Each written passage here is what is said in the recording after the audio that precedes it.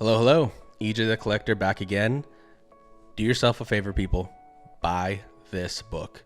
Buy Irredeemable. It's freaking amazing, okay? One of the best comics I have read, and I was gonna say like the past couple years. No, I think this is one of the best comics I've read of all time. Of all the time I've been reading comics. I truly think this is Mark Waid at his best. The art's good. I'll talk a little bit more about the art as we flip through. It does this thing that's, I guess, similar to, other comics do this sometimes, like Invincible kind of does it a little bit, where it ends almost every issue on a cliffhanger. I don't mind that if it's done right, and it's done right in here.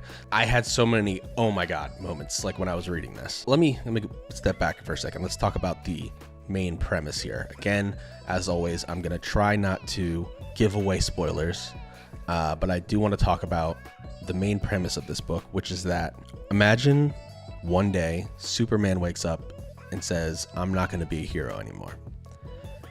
What would happen? Because Superman has these insane powers. He's basically a god on Earth, right? And that's what happens with the Plutonian. This is the Plutonian right here. He, you could make an argument that he's more powerful than Superman in certain ways, especially with what gets revealed about this character at the very end. There's almost no limit to his power. So yeah, you have the Plutonian, who has a very complex backstory, and there's so many layers to this character, and you really don't find out everything about him until the very end of the book, because it keeps building. There's history of him as a child and how he came up as a superhero, and things that happened to him in his love life and stuff like that, and you're learning all this about him, and it's a very scary concept, right? Because how could you possibly stop Superman if he went on a rampage? You really can't. Okay, so about this book, there are hardcovers, I think, that make up Irredeemable. I decided to buy it like this because this came out recently. I don't know if I'm ever gonna upgrade to the hardcovers.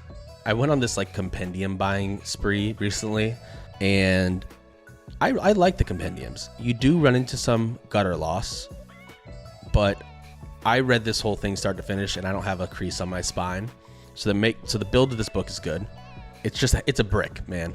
But you know what? I still feel more comfortable about throwing this in a backpack and bringing it to my, when I go visit my family or something, so I have something to read, than I do putting an omnibus in my backpack or a bag or something like that. So it's slightly more portable than an Omni. I guess it's a positive review on the build of this book. Now, what does it collect? Irredeemable 1 through 37, Irredeemable Special number 1, and Incorruptible 25 through 26. I apologize in advance, but I'm gonna keep giving this book accolades and recommending that you buy it probably through this whole video because it's that good. Right, so Superman goes crazy. I'm gonna show you how this book starts off because I think it's important to set the tone. We start off with this guy dressed as a hero trying to save his family, basically running, saying he found out, something along those lines. And then here comes the Plutonian. You don't even know his name at this point in the story. But he's killing the family. And he goes up to the little girl. He says, "Do you know who I am?" And then he whispers in her ear, "I'm a superhero." And then kills her.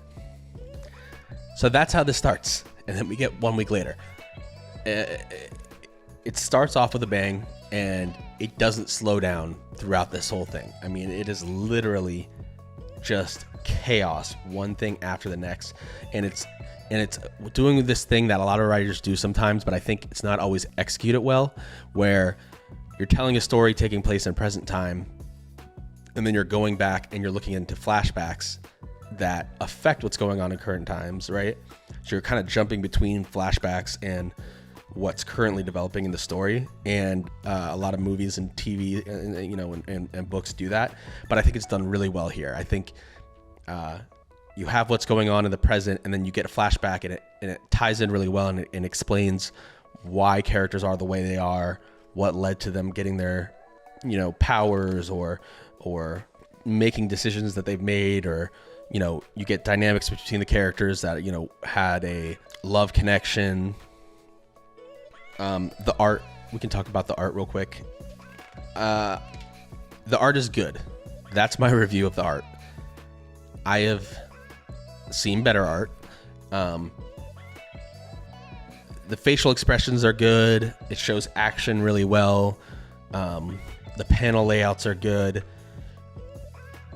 It's not my favorite art that I've seen in a book, but I wouldn't call it weak. It's just good. It's good art. It's not like, it doesn't blow me out of the water like there's certain books do.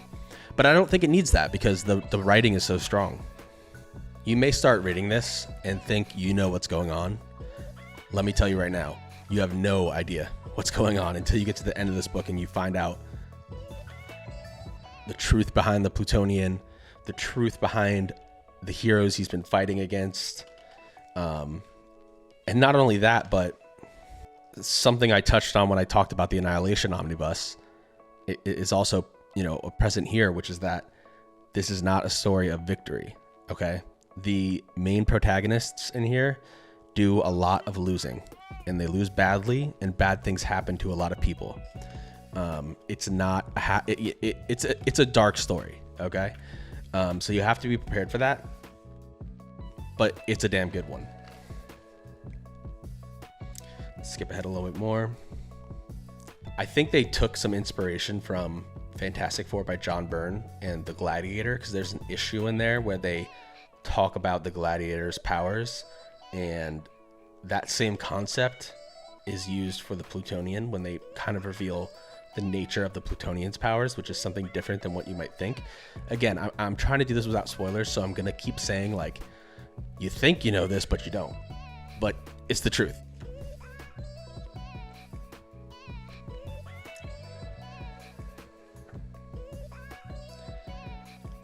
Yeah, and there's so much messed up stuff in here.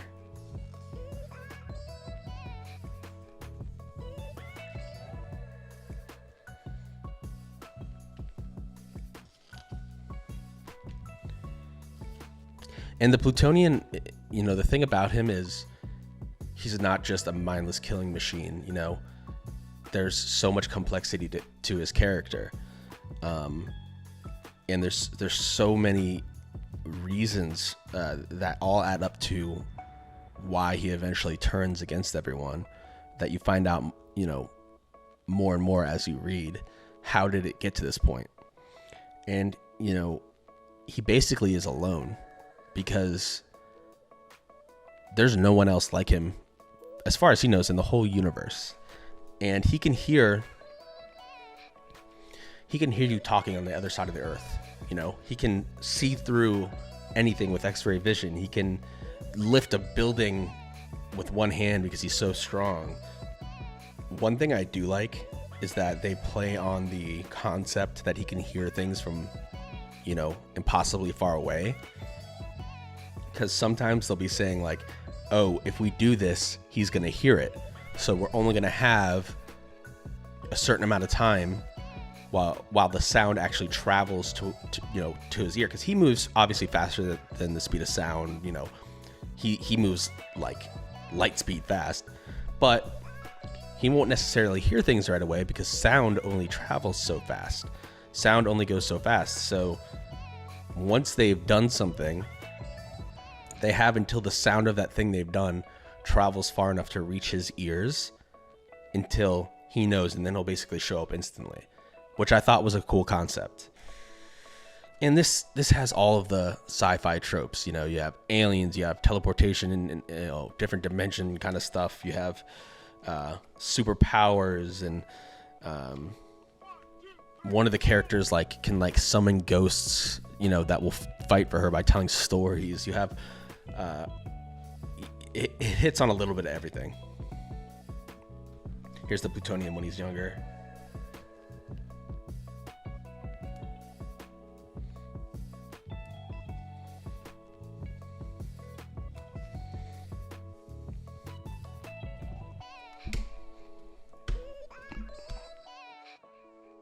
I just can't hype this up enough. It's such a great book.